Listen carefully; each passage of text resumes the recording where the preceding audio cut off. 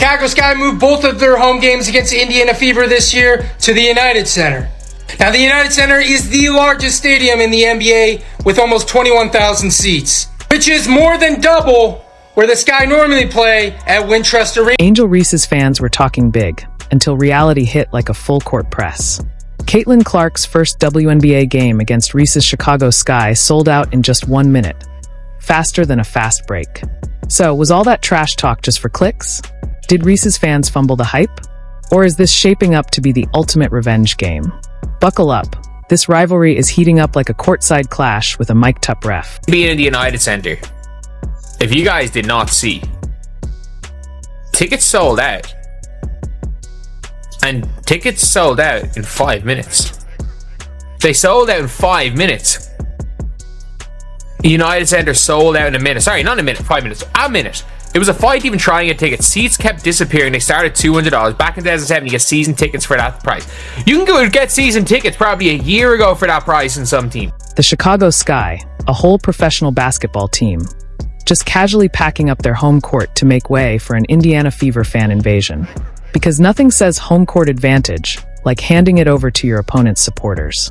But don't worry, it's totally because of AngelReese. At least, that's what her diehard fans want you to believe. The way they talk, you'd think she personally signed the lease on the new arena, built the seats, and installed the hoop herself. 60 seconds, 1 minute, the time it takes to tie a shoelace, pour a cup of coffee, or check a text. That's all the time the Chicago Sky needed to sell out 20,000 tickets for their highly anticipated matchup against the IndianaFever. And let's not kid ourselves. The reason is as clear as day. CaitlinClark, from Iowa to Indiana and now to the biggest basketball cities across the country, the CaitlinClarkEffect is more than just a catchy phrase. It's seeing the inevitable tidal wave of Fever fans crashing in, the Sky said, "You know what? Let's just move." And just like that, poof, in 60 short seconds, tickets were completely gone.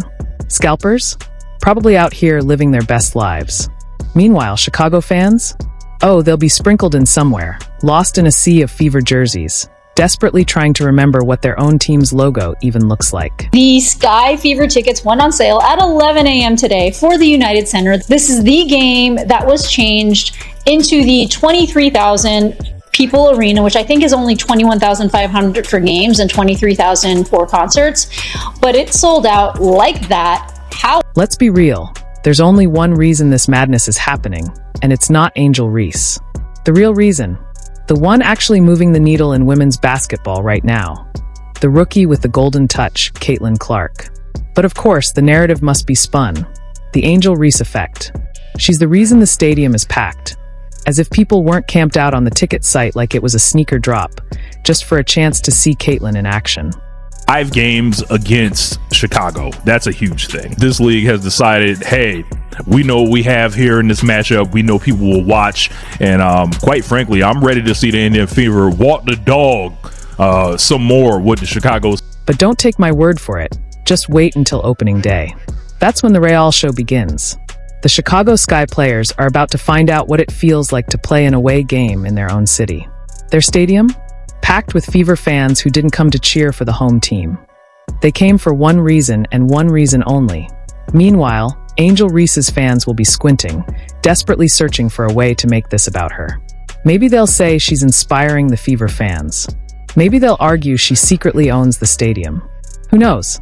The mental gymnastics are about to be Olympic level. People do not realize, like, there are some Chicago Sky fans. There really are. But as you guys can tell, not every Chicago Sky game will sell out this year, even in their 10,000 seater stadium. Most won't sell out, and the Fever are going to sell out every single game immediately in Cambridge, which is even. And let's not forget the actual Sky players in all this. Imagine grinding through the preseason, gearing up for a strong home opener, only to realize you'll be fighting for scraps of support in your own building. The PA announcer might as well introduce them as, and now, the visitors, before tip-off. It's going to be a long night for them, and an even longer season if this is any sign of what's to come. But sure, let's keep pretending this is about AngelReese. Let's keep ignoring the obvious reason fans are emptying their wallets at record speed. Because when that stadium is 80% Fever fans on opening night, the excuses will be just as entertaining as the game itself. Can't wait to hear them. The Caitlin Clark effect isn't just a marketing buzzword. It's a full-blown economic stimulus package. Tickets vanish in minutes. Arenas magically discover extra seats. And team owners who once scoffed at the hype? They're suddenly rolling out the red carpet. And this isn't just about the ChicagoSky cashing in. Even the Atlanta Dream, yes, the same team whose owner had less than glowing things to say about Fever fans, suddenly discovered the magic of supply and demand. Funny how that works. Tangled web we weave when we choose to deceive. And what I am talking about is the Atlanta Dream. Now, if that WNBA team seems to ring a bell, big ding ding bell right in your ear hole, it's because of the drama that happened last. Said, nah, CaitlinClark effect, CaitlinClark fans, nah. Remember, everybody remember that shade she decided to throw at the fans, that disrespect? Anybody forget that? Well, my goodness. There we are right there. Atlanta Dream under fire after co-owners CaitlinClark fan comments and Sky disrespect. And it was about, here we go. That ain't a representation of us, said about Clark fans. Y'all not like us, they not like. At first, the Dream were perfectly content playing in their cozy little arena, keeping things exclusive, like a members-only club for people who swear Caitlin Clark's success is just media hype. But then the Fever rolled into town, and ticket demand started looking like a Beyoncé World Tour pre-sale. That's when reality hit. Suddenly, the Dream had a miraculous epiphany. Wait a minute, we can make more money?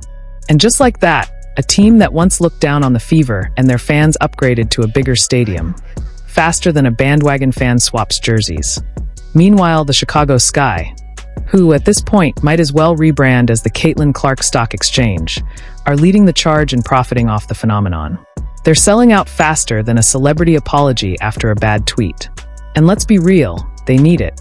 When your entire brand revolves around, we're not Indiana, but please come watch us play Indiana. You take what you can get. So, I mean, there's no doubt that this game is going to sell out. It is like the hot ticket of the season. And incidentally, it is going to break the record for the biggest crowd of a WNBA. And then there's the ongoing subplot starring a certain individual who just can't stand that all this attention isn't revolving around her.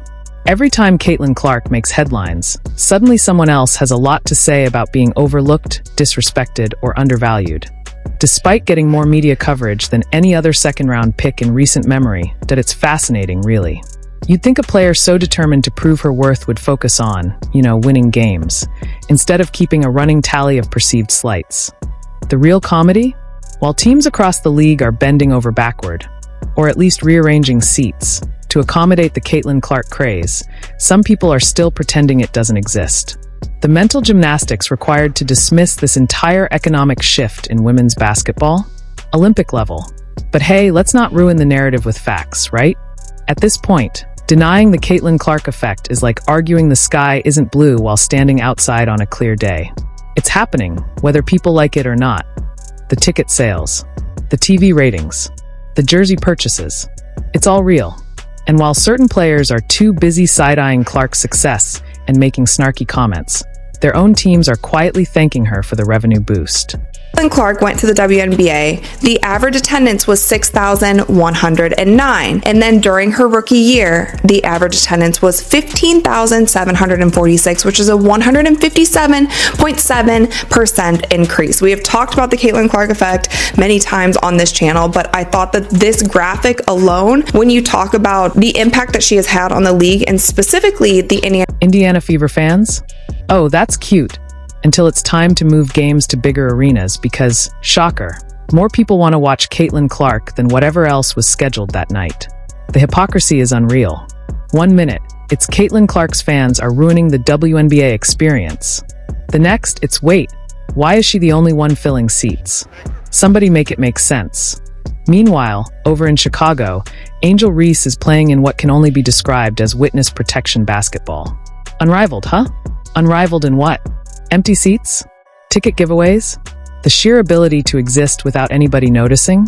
It's almost like fans don't care about triple singles and off-court theatrics when they could be watching actual— I can't believe that's real, folks. I can't believe this shit's real. from a professional player. Surprised, and yet I'm still surprised because Indiana Fever preseason, not even like preseason exhibition game, with the Indiana Fever are going to play the Brazilian national team at Cover Hawkeye Arena, Caitlin's college facility, sold out. They went on sale this morning at 9 a.m. for Fever season ticket holders, Iowa donors, and Iowa season ticket holders for women's basketball. And then general admission was supposed to go on sale tomorrow at 9 a.m. I'm hearing rumblings of like maybe scalpers got in, like the secondary market is already crazy.